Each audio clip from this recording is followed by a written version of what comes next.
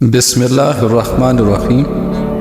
السلام علیکم ورحمۃ اللہ وبرکاتہ۔ میرے عزیز بھائیوں اور بہنوں، آج ہم بات کریں گے ایک خاص رات کے بارے میں جو برکتوں اور رحمتوں سے بھری ہوئی ہے، یعنی 15 شعبان کی رات۔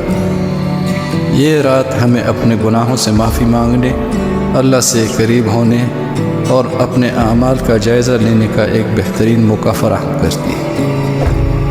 تمام معزز ناظرین کو 15 شعبان المعظم کی دلی مبارکباد پیش کرتا ہوں۔ اللہ تعالی ہمیں اس مبارک رات کی برکتوں سے مستفید ہونے کی توفیق عطا فرمائے، ثم آمین۔ دوستو، یہ رات مختلف اسلامی روایات اور احادیث کی روشنی میں ایک خاص مقام رکھتی ہے۔ اس رات کو لیلۃ البرہ یعنی بخشش کی رات بھی کہا جاتا ہے۔ بعض روایات کے مطابق اس رات اللہ تعالیٰ آسمان دنیا پر نزول فرماتے ہیں اور اپنے بندوں کی مغفرت فرماتے ہیں۔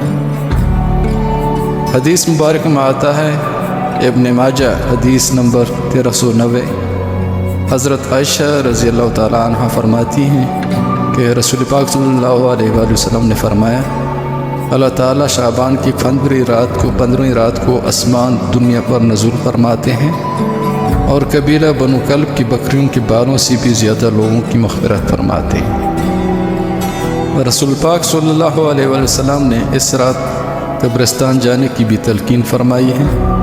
حضرت عائشہ رضی اللہ عنہ بیان کرتی ہیں کہ نبی اکرم صلی اللہ علیہ وسلم اس رات جنت البقیہ یعنی مدینہ کی قبرستان تشریف لے گئے اور اپنے امت کے مرحومین کے لیے دعا فرمائی۔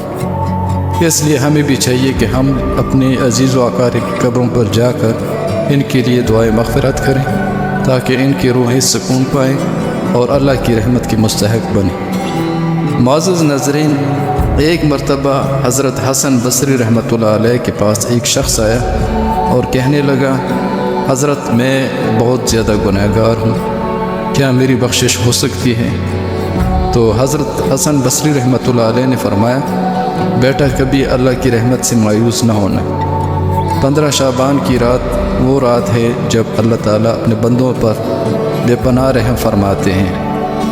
اس رات سچے دل سے استغفار کر، اپنے گناہوں پر ندامت اختیار کر اور آئندہ کے لیے گناہوں سے بچنے کا عزم کر، انشاءاللہ تیری بخشش ہو جائے گی۔ یہ سن کر وہ شخص رونے لگا، توبہ کی اور اللہ کی رحمت پر بھروسہ کرتے ہوئے نیک زندگی گزارنے کا عزم کر لیا۔ یہ واقعہ ہمیں سکھاتا ہے کہ اللہ کی رحمت سے کبھی بھی ناامید نہیں ہونا چاہیے، خاص طور پر ایسی بابرکت راتوں میں۔ اسی طرح ایک اور واقعہ ہے کہ ایک مرتبہ ایک شخص 15 شعبان المعظم کی رات قبرستان گیا۔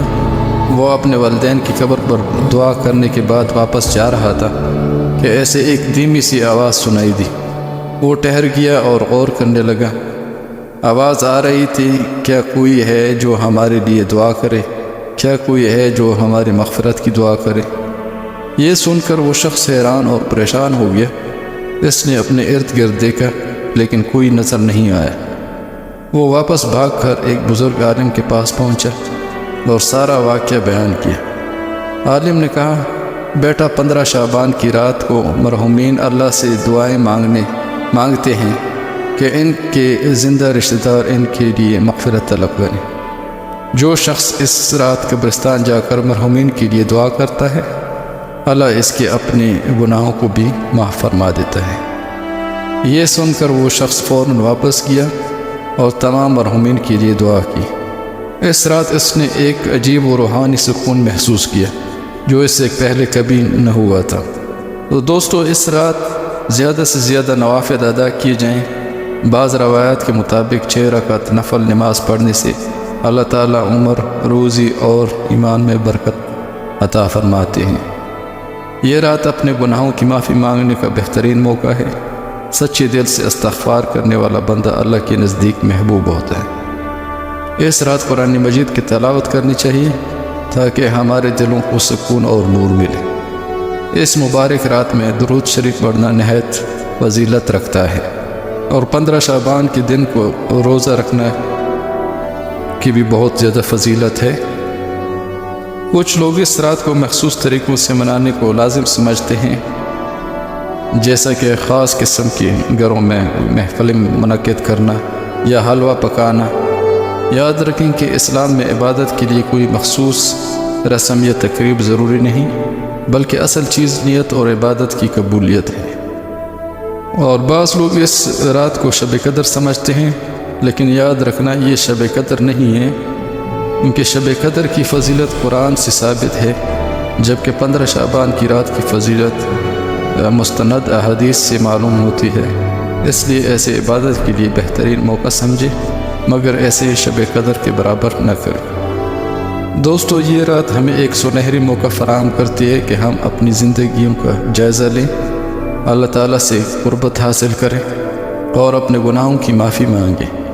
ہمیں چاہیے کہ اس رات کی برکتوں سے بھرپور فائدہ اٹھائیں اور اپنی آخرت کو سنوارنے کی کوشش کریں۔ اگر یہ ویڈیو آپ کو پسند آئی ہو تو اسے زیادہ سے زیادہ شیئر کریں تاکہ ہر کوئی اس رات کی برکتوں سے مستفید ہو سکے۔ جزاکم اللہ خیرا، والسلام علیکم ورحمۃ اللہ وبرکاتہ۔